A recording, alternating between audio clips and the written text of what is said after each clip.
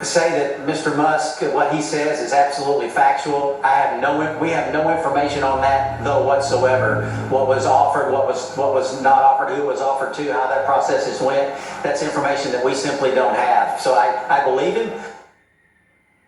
All right, joining me now is retired NASA astronaut Terry Birch, who back in 2015 was stuck in space for about a month longer than he should have been up there. Terry, thanks for being with us. Let's just start with 1 month versus 9 months. Can you sympathize, or is that so long that you have no idea what they're going through for 9 months? Well, I can sympathize. It was a similar issue where they didn't want to bring us home. They could have brought us home and left the station undermanned with less astronauts than they wanted, but they decided to keep us there until they could launch the next rocket. And that's kind of the similar situation with these guys. We could have brought them home months ago and just left the station with only a handful, with like basically one American, but NASA didn't want to do that. So 8 months is longer than 1 month for sure. But I was in a similar situation, didn't know how long it was going to be, and it turned out to be a month. You know, it's got to be difficult. President Trump talked about that today. Like, it's even difficult in personal relationships, you would think, to be stuck up there that long. He said, I hope they like each other. They may now love each other. Here was President Trump. I have two astronauts that are stuck in space. I have asked Elon, I said, do me a favor, can you get him out? He said, yes, he is preparing to go up, I think, in 2 weeks. This went down because he's saying that the Biden White House was offered some kind of SpaceX rocket to go get these guys, and they said no. That's what I heard. I can't tell you that, but that's what I heard. But Biden was embarrassed by what happened, and he said, leave him up there. I would have said, if you're embarrassed, you got to get him out. Elon is right now preparing a ship to go up and get him. So, Terry, what do you think about, is there in your mind any way that politics could have played a role in leaving these astronauts up in space for 9 months? No. So what happened was the Boeing had its issue. The capsule worked fine, but NASA wasn't 100, double, triple, quadruple sure that it would work fine. So they decided to not bring these two astronauts down on the Boeing capsule. And they did a small study. They gave SpaceX a little bit of money to do a study. And apparently, I've talked to people on the inside. They said, hey, it'll be $250 million of taxpayer dollar. We can launch another capsule. And that would have brought them home at the 3 or 4 month point. And NASA said, well, we don't have $250 million laying around the couch. So they said, we'll just make them part of the normal 6 month rotation. They're NASA astronauts. They're tough. They're trained to do this.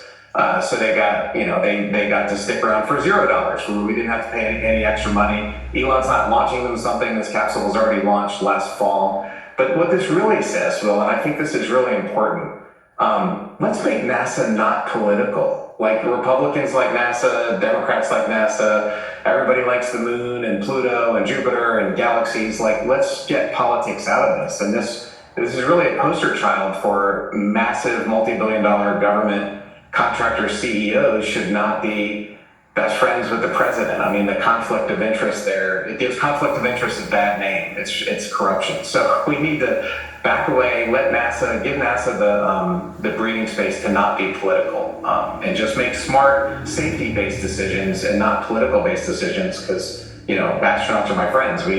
Safety needs to come above any political nonsense. Let me make sure. Do I understand you correctly, though, when you say that having big corporate CEOs as friends with the president isn't just a conflict of interest, it's corruption? Were you referencing Elon Musk?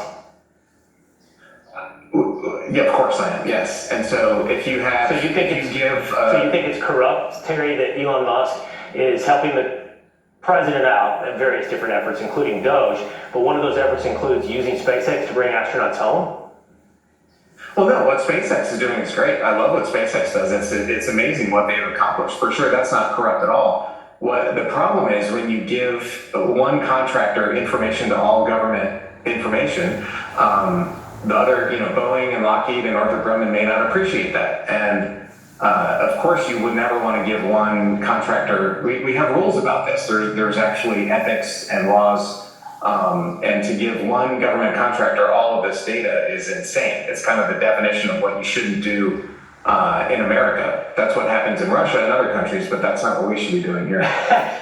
Well, I have to take a disagreement with you here on this, Terry. I happen to think that, looking at government programs and not awarding contracts based upon cost plus who can spend the most money and often fail to get their job done. But look at someone who can do it at a much cheaper rate, more efficient rate, more frequent rate, like the kind of thing we've seen from SpaceX, is a better use of the taxpayer's dollar. I agree. We all love space exploration. We all love the brave astronauts that go up there. We don't have to love the cost-inefficient way we've been going about it and have to embrace every failure to point out that if somebody steps in a more efficient or successful way, that there could be some mark of corruption when it's involved in that fact. Well, and that's why NASA gave SpaceX these contracts, and that's why they give different companies these contracts. But I'm just saying that now Elon has insight into a lot of things that no other contractor has. Do you agree that that's not proper? Do you agree that contractors should be treated equally and given the same information? And I mean, there's an entire industry of lawyers and ethics to make sure that that happens, and that's apparently not happening. To be clear to you and everybody watching right now, I have 30 seconds till my show ends and the 5 start. So cutting this conversation short is going to be because of that fact. But do I think Elon has more information? Yes, but he's promised a level of transparency, and should any conflicts of interest come up, he hopes that he can lay that out for all of us to see and market for the public. And I think in this conversation, the one that you and I started today about saving astronauts from space, we're talking about a great use of Elon's genius and business. I've got 9 seconds, Terry. I appreciate the conversation. I look forward to bringing the astronauts home. All right?